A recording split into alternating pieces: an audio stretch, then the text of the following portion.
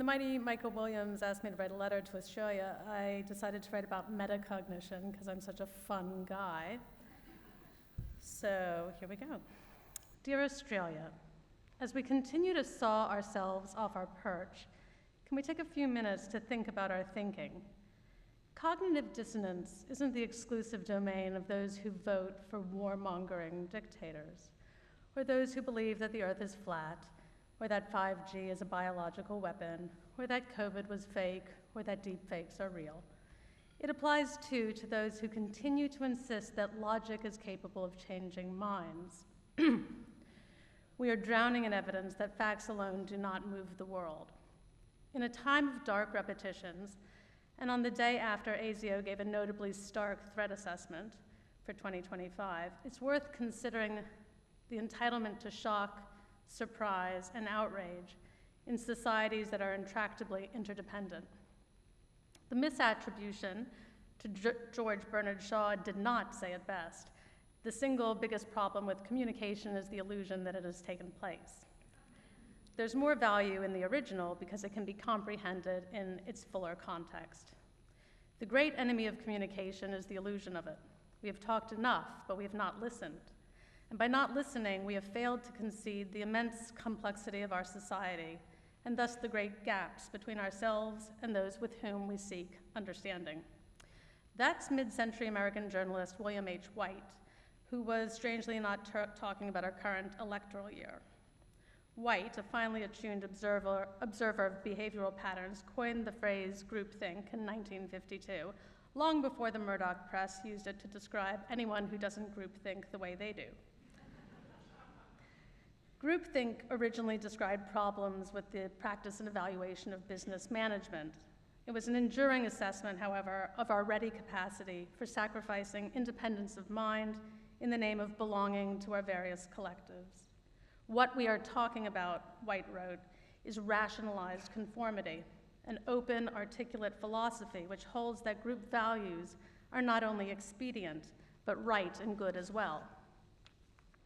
It was that phrase, rationalized conformity, that grabbed me the first time I read it, its closeness to what Hannah Arendt would describe a decade later as the banality of evil. In December 2022, 6 people were shot dead in Weambilla, in Queensland's rural Western Downs. Gareth, Nathaniel, and Stacey Train killed their neighbor and 2 police officers. After a standoff that went into the night, the Trains were killed by police. I set out to write about the Trains for the Monthly because exceptionalism had quickly become the story. Bizarre behavior by bizarre people who believed in bizarre conspiracy theories on an isolated bush block in an area few people had heard of. In journalism and life, exceptionalism is very rarely the story. And when it came to the conditions which radicalized Gareth, Nathaniel, and Stacey, it was also not the story. The story was that there was no them, just us. The more I learned about the Train's trajectory of radicalization to violent extremism, the more I spoke with people around Australia who'd experienced someone close to them take a similar path over the years of the pandemic and the ones preceding it, patterns emerged. Unaddressed trauma and other mental health issues, unaddressed adverse childhood experiences of violence and neglect, financial precarity, a gap between what one had been culturally groomed to expect from life and what was reasonably attainable, real-life social isolation, and increasing online engagement as the source for both a feeling of community belonging and trustworthy information. Again and again, belonging and information were always intertwined, and to a certain extent, belonging and information are intertwined in this room now. In the end, our individual complexity boils down to one question: who do we turn to for trustworthy information, and why? What the Trains believed was less important than the function those beliefs served, the way they made them feel.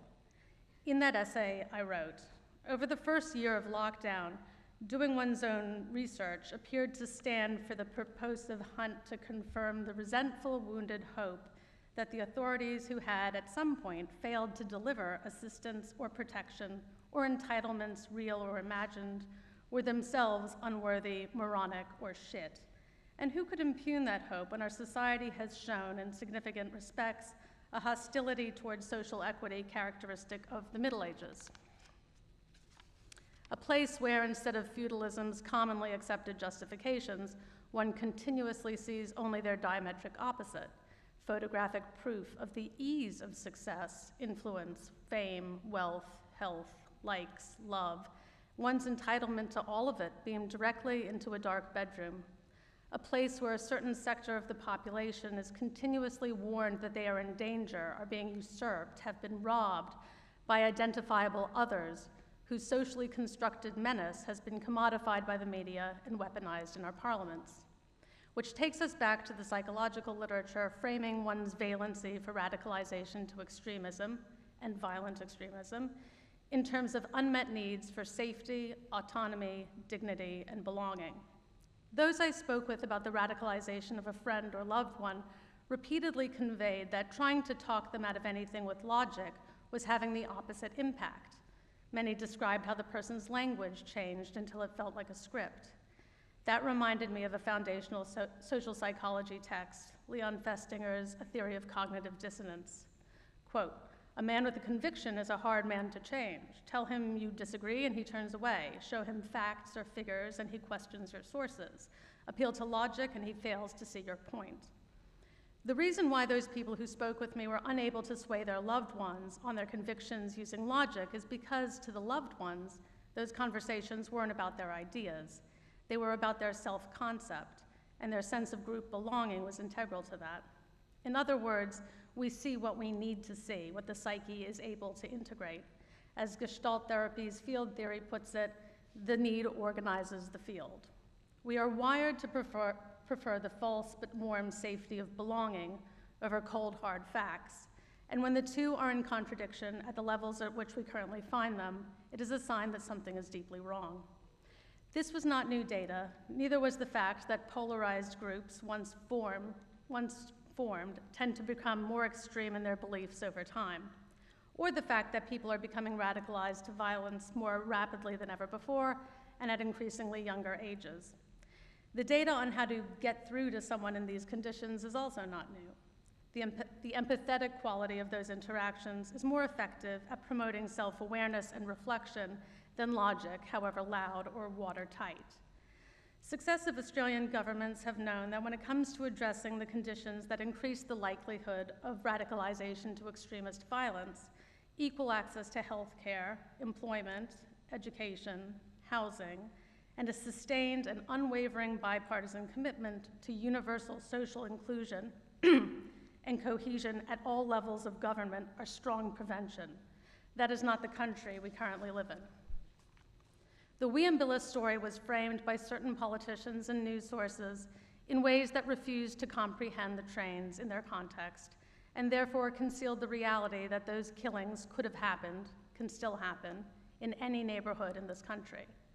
2 years later, and 3 months out from an election, we ignore the conditions that escalate that probability at our peril. Depth psychologist Jim Hollis warned about the human impulse to convert deep anxieties into shabby reasoning and violent affect, how we seek to repress griefs and discomforts by oppressing others. This is the thinking of dictators, he wrote, and the chronically insecure. Few people are more chronically insecure than writers. What distinguishes the ones I've learned the most from in the pages of this magazine over the past 2 decades is that they've experienced, first as readers, the literally life-saving power of finding the true names for things. While those writers are best known for what they've externalized, they've spent exponentially more time listening in that sense meant by White. None of them have been spared the molten river of interior pain that under the right conditions could carry any of us to the strangest of places. But their livelihoods, and often their lives, depend on a perpetual commitment to thinking about their thinking and to using their basest emotions and darkest experiences as information that might connect them more securely to themselves and the world. That's one of their writing techniques that perhaps offers some small guide to living in unmooring times of darkness. Some others. They don't jump every time a group leader in Parliament or online pulls the fear lever. They approach the delicious taste of doubt-annihilating righteousness with curiosity. They treat as poison any reasoning that excises anyone from the family of humanity, which is all to say that instead of deferring to the tidy narratives that get the most likes or clicks or votes, they search instead for the wounds and the words to describe them. Because without seeing society as a unified field, one in which there is a constant feedback loop between individual troubles and collective ills, nothing will change.